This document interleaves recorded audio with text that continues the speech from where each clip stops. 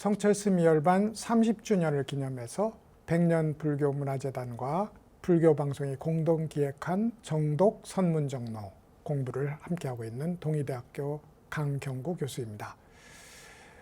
이제 선문정로 전체를 마감하는 입장에서 지난 시간에 선문정로의 3대 종지와 그것이 화두 참고하는 우리에게 갖는 의미에 대해서 살펴보는 시간을 가졌습니다. 오늘은 선문정로가 처해 있는 맥락이라고 할까요?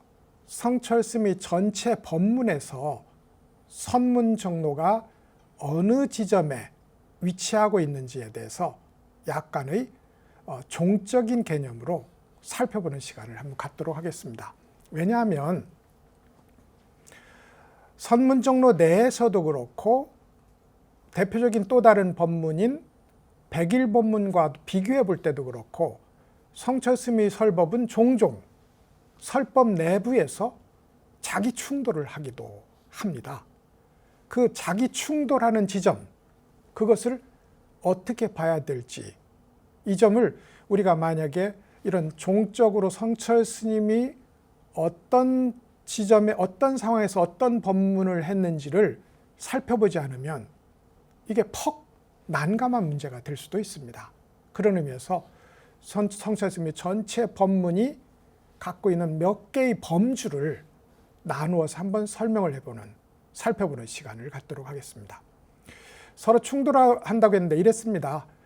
성철 스님의 법문에서 혹은 모든 불교 스님들의 법문에서 윤회는 극히 중요합니다.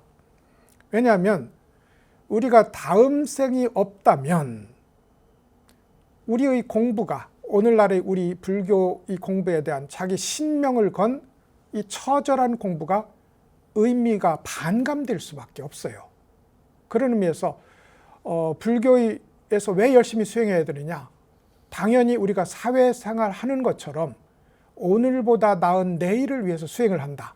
이렇게 해야 되는 거거든요. 그러니까 내 생이 있을 때 우리는 금생의 이 부자유스럽고 구속된 삶에서 벗어나서 자유롭고 그리고 더 절대적인 차원에서 살아가는 다음의 질적으로 더 고양된 삶을 희망하는 일, 이것이 우리를 수행하게 합니다. 그리고 실제적으로 이제 부처님으로부터 불교의 근본적 핵심 중에 하나가 이번 생이 끝나면 다음 생을 받아서 윤회를 거듭하게 된다 하는 윤회론이라고요. 성철스님 역시 아주 중요한 이 비중을 두고 윤회론을 주장하게 됩니다. 그런데 흥미로운 지점이 하나 있어요. 법정스님과 대담하는 중이었는데 법정스님이 이렇게 질문을 합니다. 그래서 스님께서 이번 생을 마치고 다음 생에 어떤 원을 갖고 계신지 듣고 싶습니다. 법정스님이 그렇게 말을 해요. 그러자 성철스님이 다음 생은 없습니다 라고 말해요. 이걸 글자 그대로 들으면 윤회는 없다는 말이 됩니다. 근데 성철스님은 그렇게 말한 뒤에 이렇게 얘기합니다. 우리의 소위 나라는, 혹은 이 본래 나라는 이 존재는 불생불멸, 태어남도 없고 소멸함도 없어서 한결같이 그 자리에 있다. 그러면서 매번 옷을 갈아입는 것처럼 생을 바꾼다. 그러니 옷을 갈아입는다는 말은 성립해도 이번 생과 구별되는 다음 생은 있다고 말할 수 없다. 이렇게 말을 한 적이 있어요. 워낙 두 스님께서 불교의 극치에 이른 차원에서 말씀을 했기 때문에 이런 말이 나오게 된 거죠. 근데 우리한테는 다음 생을 위해서 부지런히 공부할 것을 거듭 강조했다고요. 이 충돌하는 이 일을 어떻게 이해해야 되느냐? 불교적 소양이 부족하면 이렇게 말하고 소양이 충분하면 이렇게 말하는, 소위 법을 듣는 대상에 따라서 법을 달리 말하는 이 일은 불교에서 본래 본질적으로 잘 구사하던 설법 전략이기도 합니다. 성철스님도 그랬습니다. 그래서 불교에 대해서 모르거나 소위 불교의 문 입구에 서 있는 사람을 위해서는 뭐가 필요하냐면 뺏고 주기가 필요합니다. 뺏는 것은 세속에서 살면서 세속에 대해서 꾸는 꿈들을 뺏어야 돼요. 부귀영화, 좋을 것 같느냐? 부귀영화라는 것은 제한적이고 상대적인 것이라서 그것이 몇십 년 가지 못하고 소멸하고 만다. 진시황이나 록펠러나 그런 사람들의 삶을 봐라. 아무리 모든 걸 다 가진 것 같아도 100년을 채우지 못하고 그 모든 가졌던 것을 내려놔야 되는 그런 상대적이고 유한한 그런 삶 속에서 살고 있었다. 뺏어요. 세속에 대한 꿈을 뺏고 불교의 꿈을 줍니다. 근데 여기 절대적이고 무한한 행복의 차원이 있다. 그것은 그야말로 시간과 공간을 초월해 가면서 스스로 자유롭게 이 진리와 함께하는 세계가 분명히 존재하고 역대 스님들을 살펴보면 그런 일이 있다 하면서 너도 그렇게 살고 싶지 않으냐라고 그런 불교의 꿈을 줘요. 이게 이제 입문자에게 주는 일반적인 설법의 내용입니다. 불교의 문에 들어오면 불법의 핵심을 보여줘야 되기 때문에 이해를 높이는, 불교에 대한 이해를 확고히 확립하는 법문을 합니다. 예컨대 백일법문 같은 것이 그렇습니다. 백일법문은 전체 불교사의 모든 가르침을 중도법문이라는 하나의 키워드로 꿰은 그런 전무후무한 법문이라고 할 수 있어요. 그래서 불교에 어느 정도 이런저런 서적을 읽었던 사람이 백일법문을 듣고 읽는 순간 불교에 대해서 하나의 통일된 견해가 생길 수 있다. 이게 백일법문이 지향하는 바고, 성철 스님은 강원에 다니는 스님, 선원에 들어온 스님들을 대상으로 혹은 불교에 어느 정도 소양이 있는 분들을 대상으로 이런 설법을 합니다. 그리고 선문정로가 있습니다. 그렇게 이해가 확고해지면 직접 내가 그것이 돼야죠. 왜냐하면 부처님도 장부고 나도 장부인데 부처님만 되라는 법 없지 않느냐. 그것이 불교 수행의 핵심이거든요. 그래서 나도 직접 닦아서 부처의 길을 걸어서 부처의 자리에 도달하련다. 이게 선문정로의 가르침이라고 할 수 있습니다. 그런데 이렇게 열심히 그야말로 이 숙면 일의 과정을 거쳐서 자기의 전 존재를 갈아넣는 그런 간절한 수행을 통해서 깨달음에 도달한다고요. 도달해 보면 깨닫는 나도 없고 깨달은 진리도 없습니다. 오로지 지금 있는 이것이 전부예요. 그래서 성철스님은 산은 산이고 물은 물이라고 종정에 취임하는 첫 일성을 그렇게 말씀하셨는데, 그렇게 이걸 불교적으로 사사무해라고 합니다. 모든 만사만물이 불법을 그대로 드러내고 있으니 어느 것은 버리고 어느 것은 취할 일이 없다. 그것이 도인의 삶이라는 거죠. 그 사사무해의 도인의 삶을 바로 보여주는 설법을 합니다. 그게 본지풍광이라고 할 수 있어요. 이렇게 성철 스님은 시기적으로 꼭 그렇지는 않지만 성철 스님이 전제 법문은 입문자, 초급자, 중급자, 고급자를 대상으로 법문의 수준을 달리했다. 그랬을 때 윤회는 우리에게 분명히 있어서 금생 잘 살아야 내생의 자유로운 삶을 맞게 된다. 수준이 좀 부족한 사람들에게는 이렇게 말해놓고 법정 스님같이 불교의 엑기스를 공유하는 입장에서는 전생이 어디 있고 내생이 어디 있습니까? 오로지 불생불멸인 이 하나의 큰 나가 있고 불성이 있어서 옷을 갈아입을 뿐입니다. 라고 표현을 할 수도 있고, 그 충돌하는 말이 함께 서로 수용될 수 있는 그런 지평을 확보할 수 있다. 이게 이제 선문정로가 있는 맥락적 위치라고 할 수 있을 것 같습니다. 이에 대해서 이제 조금 자세하게 한번 살펴보는 시간을 갖도록 하겠습니다. 1950년대 중반쯤 되면 성철 스님의 막내 따님이었던 이제 우리 스님이 되셨으니까요. 불필 스님이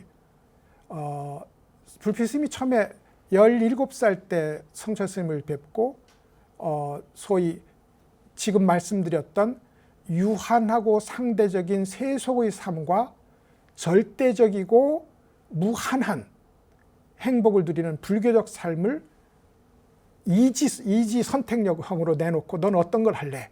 그러니 누구라도 절대적이고 완전한 영원한 행복을 추구하는 삶을 살겠다고 선택을 할 수밖에 없는 그런 가르침을 베푼 뒤에 20살이 되어서 스님을 다시 찾아옵니다. 이제 온 존재를 걸고 깨달음의 길에 들어서겠다는 수행의 결의를 다진 이후에요.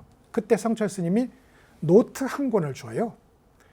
우리의 일반 페이지를 기준으로 하면 약 90페이지쯤 되는 노트이고 성철 스님의 넘버링은 양면을 한 페이지로 매겼으므로 48페이지 정도 되는 노트를 한 권 줍니다. 직접 쓰신 거예요. 그러면서 이제 20살인데 아직 불교를 몰라요.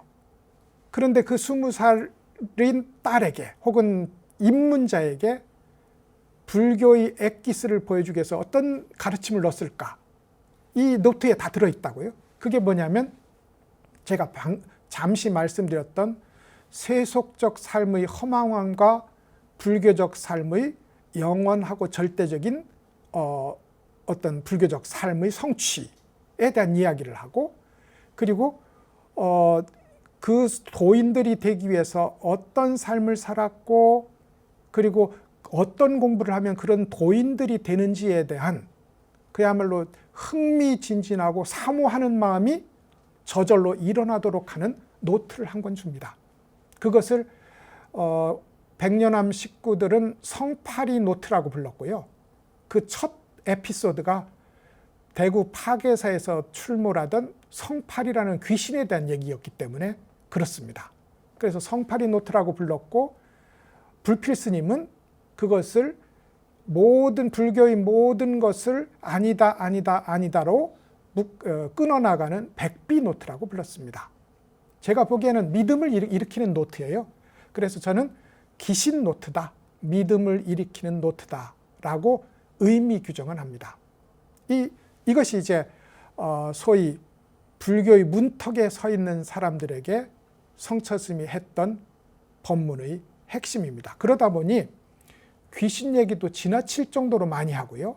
영혼 불멸론에 대한 이야기에도 지나치게 많이 해서 자칫 잘못하면 마치 윤회하고 윤회하는 어떤 뚜렷한 실체가 분명하게 존재한다는 그런 논의에 빠질 수도 있는 그런 논의로 이제 이 소위 기신 노트의 내용을 채워갑니다. 그 다음에 이제 1968년 그때는 이미 성철 스님이 해인사 방장으로 취임하신 후입니다. 근데 이제 이미 그때 성철 스님이 워낙 불교계에 유명하게 되니까 대학생 불교연합회에서 해인사에 가서 하계 수련대회를 가져요. 그때의 법문이 장경각에서 나온 영원한 자유에 실려 있습니다. 재밌는 것은 이 대학생 불교연합회에 참석했던 인원들이 역시 불교의 입구에 서 있던 사람들이었기 때문에 법문의 내용이 불필 스님한테 주었던 기신노트와 거의 동일합니다. 거의 동일해요. 그래서 이제 성철 스님은 불교의 문턱에 선 사람들에게 영혼의 불멸을 이야기하고 윤회를 이야기하고 그리고 과학적 합리성을 불교가 갖추었다는 점을 이야기하고 그리고 불교는 화두 공부라는 것을 통해서 영원한 자유에 도달하는 길이 있다는 것을 이야기하는 이런 한 덩어리의 법문이 입문자를 위해서 마련되었다라고 볼 수 있습니다. 선문정로가 만약에 어렵다는 사람이 영원한 자유라는 법문을 읽거나 출판은 안 되었지만 기신노트의 글들을 읽는다면 120% 수용할 수 있는 그런 내용들로 이루어져 있다. 불교적 소양이 없어도 알 수 있도록 지필되었고 설해졌기 때문에 그렇다고 할 수 있습니다. 이제 제가 개관한 것처럼 두 번째는 어느 정도 소양이 갖추어진 사람들에게는 어떤 설법을 했을까입니다. 사실 선사의 본분이라는 게 있습니다. 무슨 얘기인고 하니 지금 여기에 정말로 유익하고도 맛있고 건강한 음식이 하나 여기 있다고 해요. 다른 것들은 다 불량식품이라고 불러지요. 그럼 정말로 건강에 좋은 건강식품이 여기 있다고 했을 때 자기 자신이 그걸 먹는 사람이에요. 이게 선사입니다. 그럼 다른 사람이 와서 어떤 걸 먹을까요? 하면 실제로는 그냥 바로 들어서 먹여주면 됩니다. 근데 바로 들어서 먹여주는데 누가 준비되지 않은 사람이 누가 바로 그 순간 입을 벌려서 그것을 받아 먹겠습니까? 그러니 선사들이 아쉽고 유감이지만 요 건강식을 설명하는 어떤 기간을 갖게 됩니다. 이것이 왜 좋은지. 그것이 이제 백일 법문에 나타나 있는데 이것을 저는 이해를 확립하는 법문이라고 부릅니다. 요 순서는요, 불교에서 불교의 성숙은 이렇습니다. 믿음, 이해, 실천, 깨달음. 한문으로 얘기하면 신해, 행, 증이에요. 요 신해, 행, 증의 범주로 설법 대상을 구분해 놓고 그런 방식으로 설법을 했다는 것이 제가 지금 말씀드리는 얘기의 주제가 됩니다. 그러니까 먼저 믿음을 일으키기 위해서 기신노트를 설법하셨고 대학생불교연합회 일반 학생들을 위해서 영원한 자유의 법문을 하셨다 이 말입니다. 이제 두 번째 이해를 확립하는 법문에 대해서 말씀드리겠습니다. 1965년 이때가 이제 성철 스님이 성전암이라는 곳에서 10년 동안 철조망을 치고 있다가 철조망 밖으로 나오셔서 최초로 공식적 직함, 그러니까 운달산 김용사라는 사찰의 조실로 사회적으로 이제 불교 활동을 시작을 합니다. 근데 그때 대학생불교연합회 구도부, 굉장히 흥미로운 얘기죠. 아까는 대학생불교연합회였고요. 지금은 대학생불교연합회 구도부라는 소위 엘리트 불교 인재들이 모여있는 그룹이 있었어요. 서울의 봉은사에서 수행을 하기도 했었고, 그리고 지도교수나 지도하는 스님들이 모두 많은 희망과 기대를 걸고 있던 그룹의 학생들이었어요. 이 학생들이 65년에 성철 스님을 찾아옵니다. 그리고 나서 2박 3일 동안의 설법에 감명을 받아서 66년 겨울에 수련대회를 와요. 이게 50일입니다. 50일의 출가를 했다는 거죠. 50일의 출가를 해서 성철 스님이 이때 법문한 것이 운달산 법회 법문이라고 우리는 부르는데 그때의 법문이 오늘날 우리가 보는 백일 법문과 거의 동일합니다. 말하자면 불교의 유일한 길은 깨달음이다. 그리고 불교의 모든 가르침은 중도의 실천을 촉구하는 얘기다. 이것이 백일 법문의 주제이기도 하고 그리고 운달산 법회의 주제이기도 했어요. 그 말씀은 대학생불교연합회의 구도부 학생들은 거의 스님들 수준이었다고 봐야 되는 겁니다. 왜냐하면 절에서 살고 있었고요. 매일 경전 공부를 하고 매일 참선을 하고 예불을 했습니다. 스님과 다를 일이 없었다는 거죠. 그런 의미에서 그들에게 맞는 설법은 불교를 하나로 꿰을 수 있는 안목을 제공하는 것이다. 그래서 이제 운달산 법회의 내용이 백일법문과 유사하게 됩니다. 백일법문은 성철 스님이 해인사 방장에 취임한 1967년에 해인사 대중들을 상대로 한 법문입니다. 100일 동안 해서 100일 법문이에요. 그러니까 해인사 대중이라고 하면 강원에 70명 정도의 스님이 있었고요. 그리고 선원에 60명 정도의 스님이 있었고 종무소나 소임을 살던 스님과 대중들을 합하면 최소 160명의 스님이 있었습니다. 그리고 스님의 설법이 소문이 나서 거기에 두루루 참여한 인원을 계산해 보면 많을 때는 200명을 넘어서 300명 정도까지 될 때가 있었다고 합니다. 근데 대부분 스님들이었죠. 그러니까 스님의 법문을 해인사의 인연이 맞아서 듣게 된 스님들, 일부러 찾아온 스님들을 위해서 성철 스님은 여러분들이 경전을 공부하는 사람이든 여러분들이 선을 닦는 사람이든 요 정도는 알아야 된다. 그것이 뭐냐면 초기 불교에서 선불교에 이르기까지 다양한 불교의 흐름이 결국은 중도의 이야기를 하고 있는 것이다. 나와 대상이 사라진 자리, 옳고 그름이 사라진 자리, 선악이 사라진 자리를 거기가 더 본질적인 바닥이거든요. 그 바탕 자리를 읽어내는 일이 경전에서 한결같이 가르친 자리다. 이것이 100일 법문의 내용이 됩니다. 그러니까 이렇게 운달산 법회에서 했던 50일 법문, 그리고 해인사 방장으로서 했던 100일 법문은 불교에 대한 이해를 확립하는 법문이었다. 신해 행증으로 보면 제2단계에 속한다 이 말이죠. 이 정도 이해가 확립되고 나면 수련에 들어갈 준비가 되었다. 그게 이제 선문정로의 설법이 됩니다. 재미있는 것은 선문정로는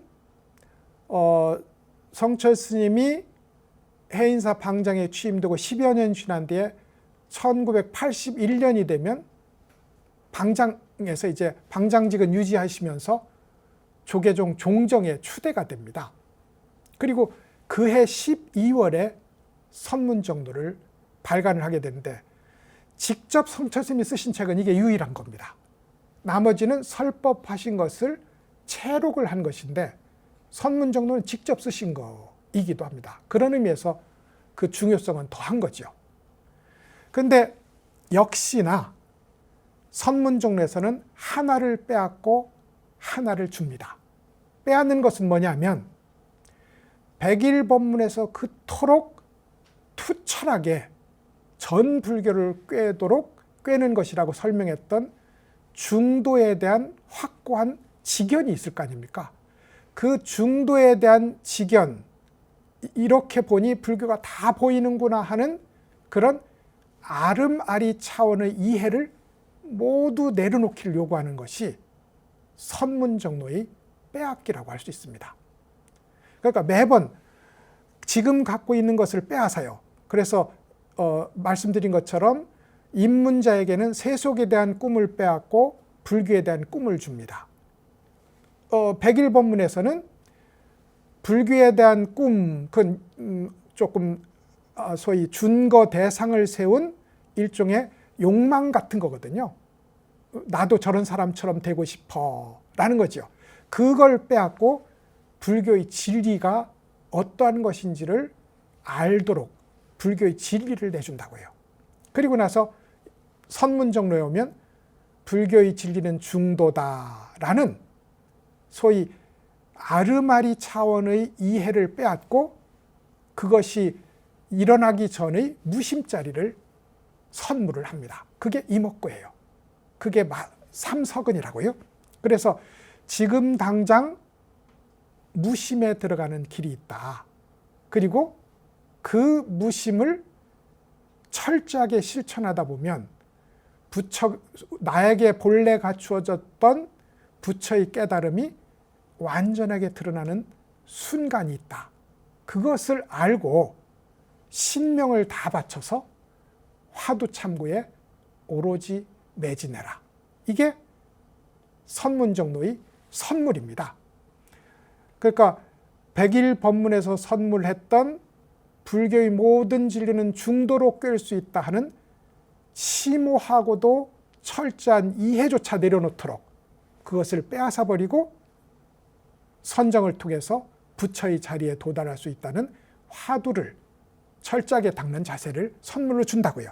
이것이 이제 선문정로의 선물이라고 할 수 있을 겁니다. 근데 이제 잠깐 다시 뒤로 돌아가서 왜 똑같이 대학생 불교 연합회인데 1968년 해인사 수련대회에서는 믿음의 법문을 했고 1967년 대학생 불교연합회 구도부 학생들을 위해서는 그것보다 높은 이해의 법문을 했을까? 이것은 당연한 거예요. 대학생 불교연합회 일반 학생들은 그냥 불교에 대해서 호감 정도를 갖고 있는 학생들이 많았을 거다. 그럴 수밖에 없다. 그런데 그런 의미에서 불교의 문을 아직 안 들어섰으므로 이런저런 선망할 불교의 자리, 부럽고 신기하고 나도 거기 가고 싶다는 욕망할 만한 불교의 뛰어난 자리를 보여줄 필요가 있었다. 그것이 믿음의 법문을 이들에게 했던 이유일 것 같고, 말씀드린 것처럼 대학생 불교연합회지만 구도부라는 초엘리트 집단을 위해서는 스님과 진배 없으므로 백일법문과 동일한 법문을 해서 불교의 진리가 중도에 있음을 한마디로 이렇게 드러낸 일이 된다 이 말이죠. 왜 선문정로를 이야기하다 그 자리로 돌아갔느냐 하면 운달산에서 1966년에 학생들을 겨울에 가르치고요. 이 학생들 중에 또 감명을 받은 학생이 여름에 또 옵니다. 근데 여름에 온 학생들을 위해서는 법문은 덜 하고 바로 수행에 매진하도록 합니다. 그 수행에 매진하도록, 심지어 그 여름 법회는 3, 7, 20일, 21일을 법회를 했는데요. 마지막 일주일은 자지도 않고 오로지 참선만 하는 소위 용맹정진의 기간을 갖게 됩니다. 그리고 그 모든 신명을 바쳐서 화두참구에 들어가는 그 용맹정진의 정신이 선문정로의 정신이기도 하거든요. 그래서 이제 충분한 이해가 확립된 그룹을 위해서는 그 이해조차 빼앗고 오로지 지금 당장 무심으로 들어가서 화두참구에 매진하는 그런 길을 제시한 것이 운달산 법회에서 한번 전례가 있었고, 그리고 이제 선문정로에서 그 길을 제시하고 있다. 이렇게 이제 설명을 드릴 수 있을 것 같습니다. 그러니까 당연히 선문정로의 주제는 제가 3대 종지라고 얘기했지만 선문정로의 주제는 그 훌륭한 중도 법문까지 잊어버려라. 아름아리는 결국은 번뇌망상과 쌍생아일 뿐이다. 아무리 훌륭한 지견이라고 해도 탐진치와 다를 바가 없다. 이게 참선하는 사람의 입장이거든요. 머리에 착한 생각을 하는 것도 번뇌요, 나쁜 생각을 하는 것도 번뇌라는 겁니다. 그 모든 생각, 심의식, 표층, 중층, 심층의 모든 의식장을 내려놓고 오로지 화두 일념으로 무심을 실천해서 궁극적 무심에 도달하는 길을 걸어라. 이게 선문정로의 주제다 보니 아름아리에 대한, 알고 이해하는 일에 대한 절대적 배제가 여기서 일어납니다. 그러면 혹자는 그렇게 열심히 전 불교사를 꿰면서 이것이 모두 중도 법문의 다른 표현이라고 그렇게 고구정령하게 설명했으면서 그것 역시 탐진치 망상과 다를 바 없으니 버리라고 한 이 말이 만약에 이렇게 맥락 지어지고 범주화해서 이해하지 않는다면 충돌하게 돼 있다고요. 백일법문에서는 불교 공부를 열심히 하면서 참선도 해야 된다 이랬다가 선문정로면 책 절대 읽지 마라 하고 이야기하는 이 두 가지가 충돌할 수밖에 없다 이 말입니다.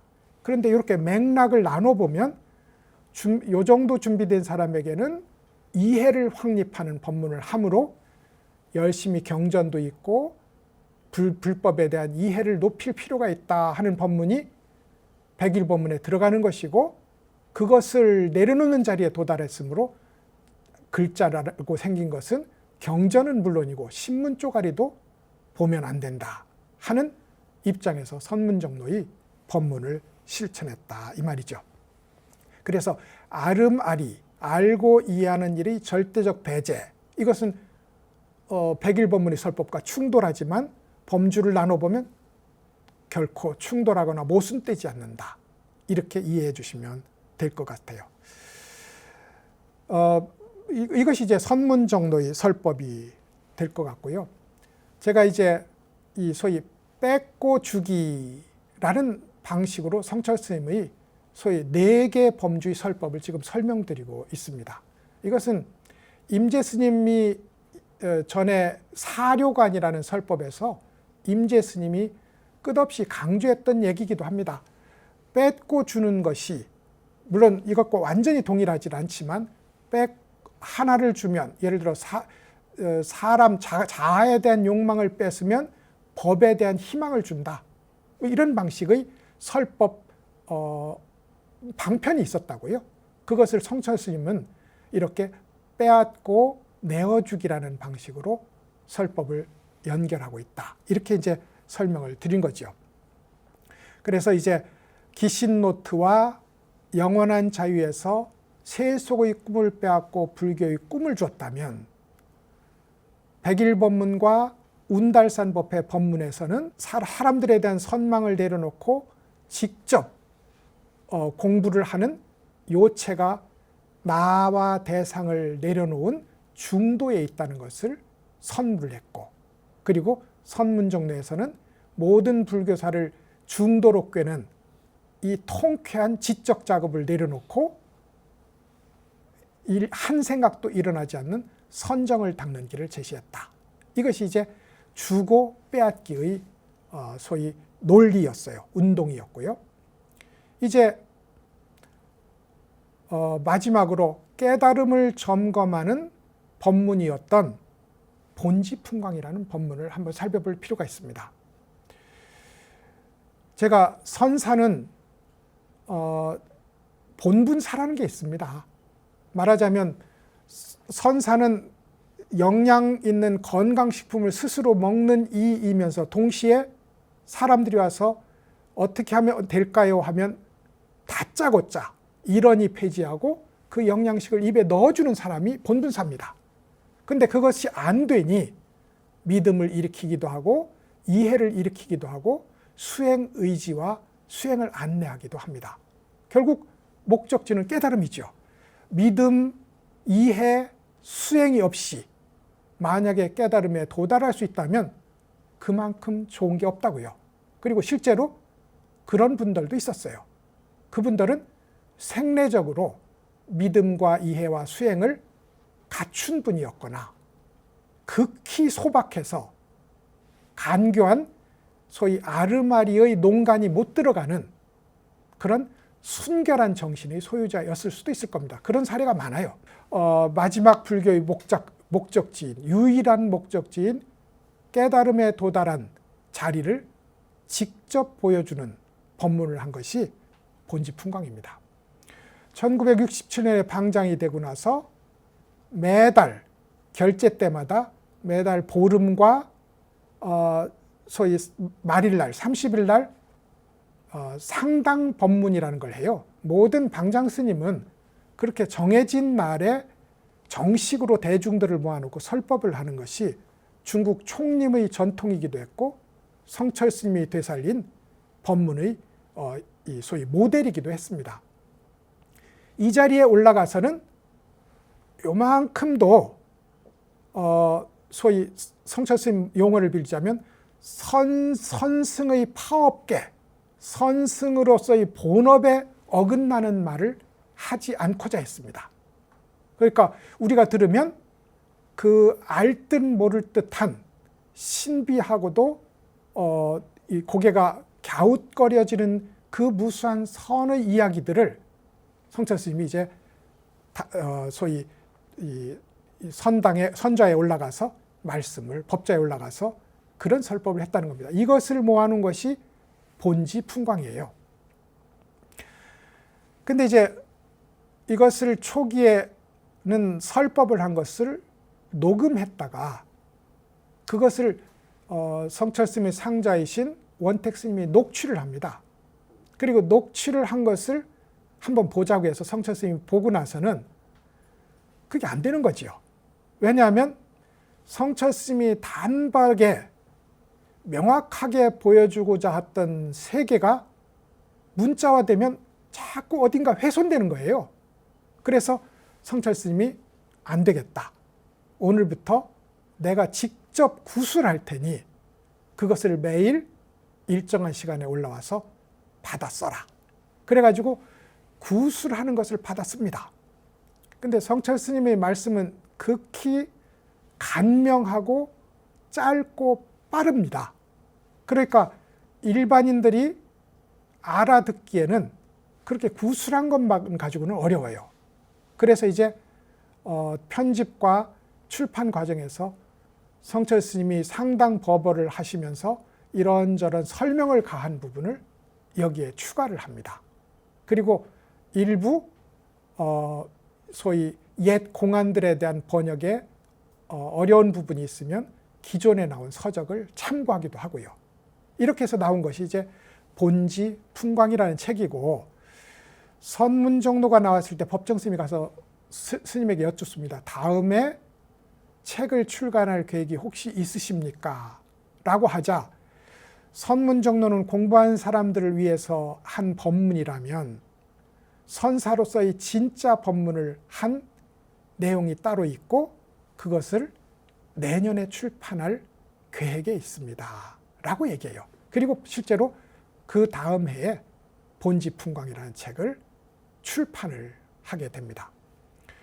역시나 이 책 역시 내가 부처님 밥값을 했노라 하고 스스로 자부감을 느끼는 그런 책에 속한다. 그러니까 성철 스님이 선문정로와 본지풍광에 자신의 모든 것을 담았다.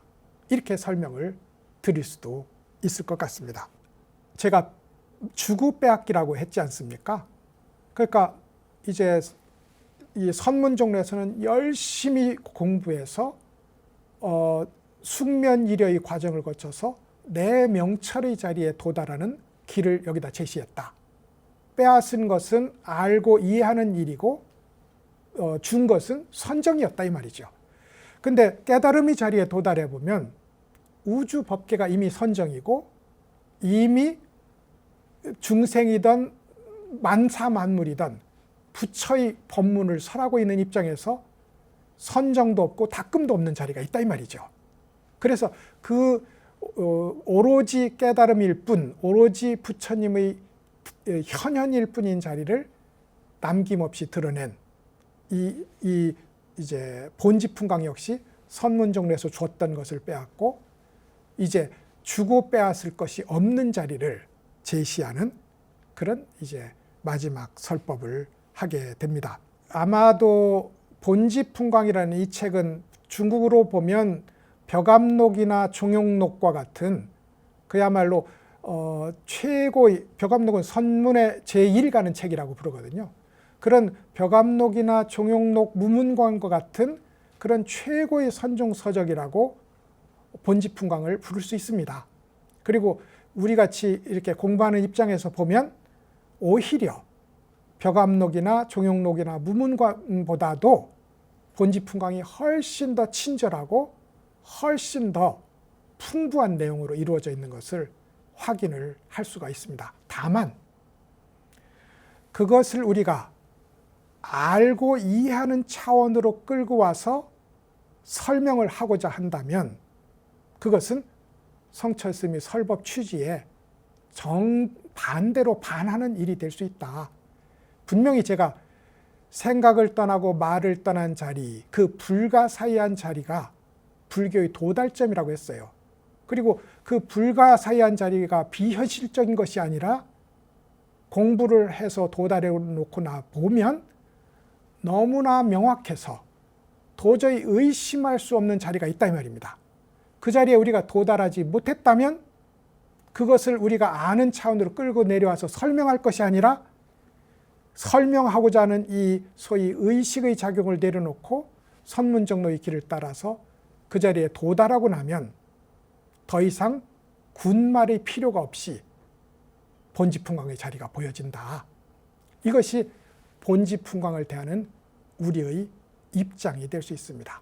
이렇게 해서 성철 스님의 법문을 전체적으로 믿음을 일으키는 법문, 이해를 확립하는 법문, 수행을 닦고 선정을 닦는 법문, 선정과 수행조차 내려놓고 본래 진리인 자리에 완벽하게 도달한 그 자리를 보여주는 법문으로 범주를 나누고, 혹 상호간에 충돌하는 점이 있다면 그 범주의 다름으로 인해서 일어난 것이지 성철 스님이 스스로 자기 모순을 범하고 있는 것은 아니라는 점, 이 점을 한번 선문정로를 함께 공부한 시청자 여러분들과 함께 공감을 하고자 했습니다.